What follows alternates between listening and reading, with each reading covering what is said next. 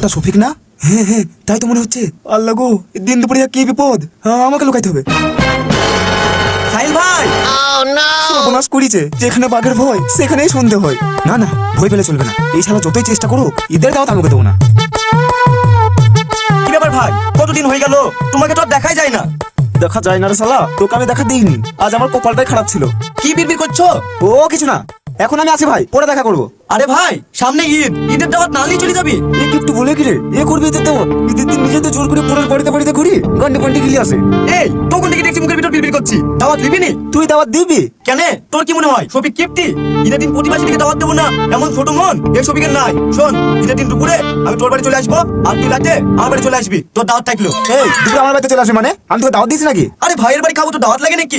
ও আমি কিছু মনে করিনি, তুইও চিন্তা করিসনি। আমি তাড়াতাড়ি ঈদের নামাজ পড়ি চলে আসবো।